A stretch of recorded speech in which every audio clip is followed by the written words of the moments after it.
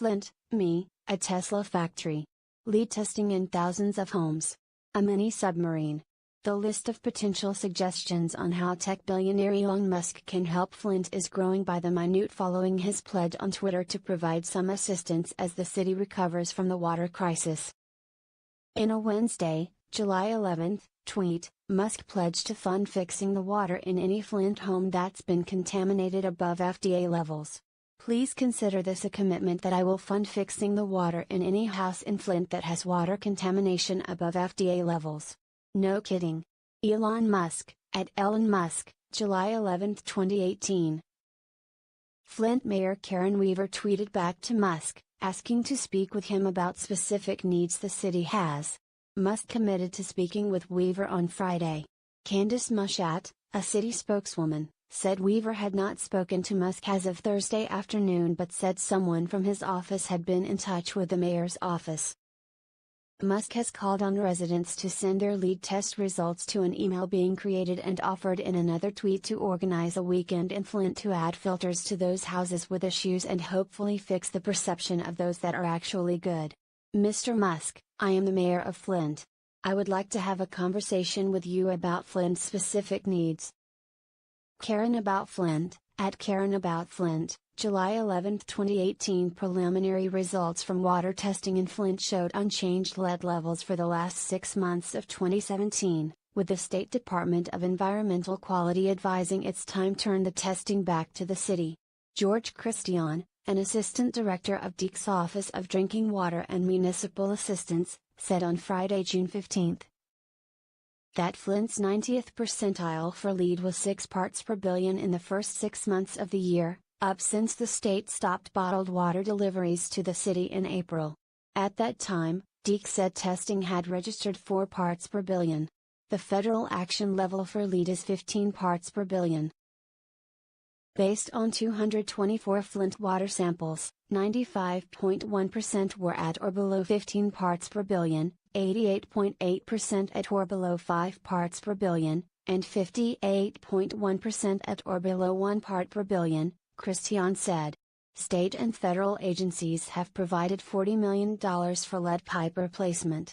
The city has estimated the cost to replace all lead lines at $55 million. There's also still the bulk of the federal money that hasn't been approved and could be directed to pipe replacement if it runs that high. In the meantime, the state has provided free water filters and until recently, free bottled water. So, what would the city need from Musk? Flint City Councilman Eric Mays said one place Musk could start helping in the city would be large-scale water testing. What is your life motto? Run faster than everyone else.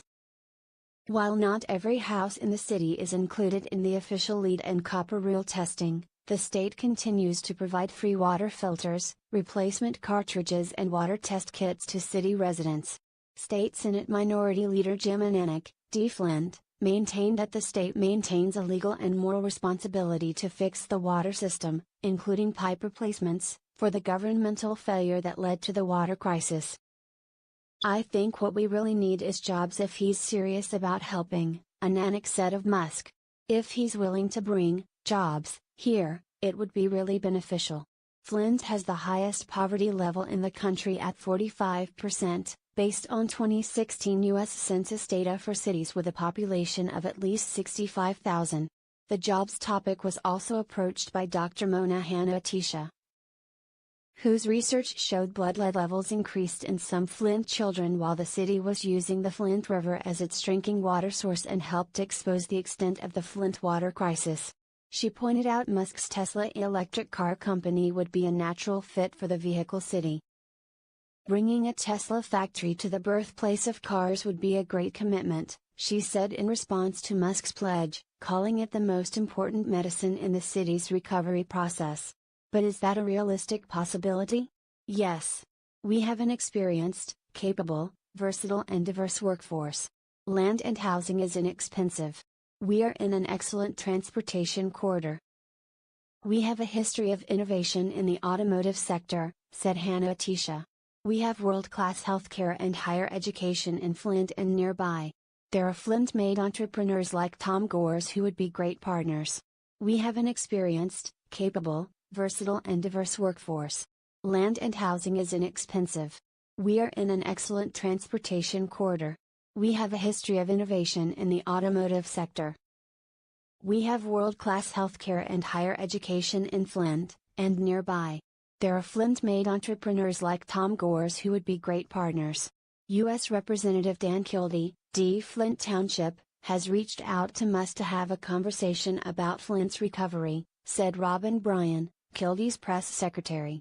We are hopeful that the congressman and Mr. Musk can connect in the coming days. But Musk's pledge was met with skepticism by some, including Virginia Tech professor Mark Edwards.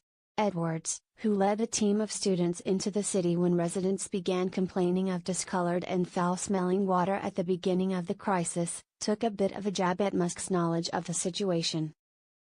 For starters, maybe he could do a quick internet search and learn that the FDA does not regulate drinking water, said Edwards in an email to Live the Flint Journal. It is the U.S. Environmental Protection Agency, not the U.S. Food and Drug Administration, that regulates lead levels in drinking water. After that, he could consider donating a mini-submarine, so everyone can see the horrible status of Flint's water main infrastructure, a problem that is going unaddressed, said Edwards. The latter comment refers to Musk's offer of a mini-submarine to help 12 children and their soccer coach who had to recently be rescued from a flooded cave in Thailand. Meanwhile, Anunnak extended his thanks to anyone willing to provide help. I don't care who it is. I appreciate anybody that follows through on helping Flint, he said. A lot of people, Boy Scout groups, fraternities, sororities have provided help. A lot of people have offered to help and haven't. Anybody willing to help, I'll take it.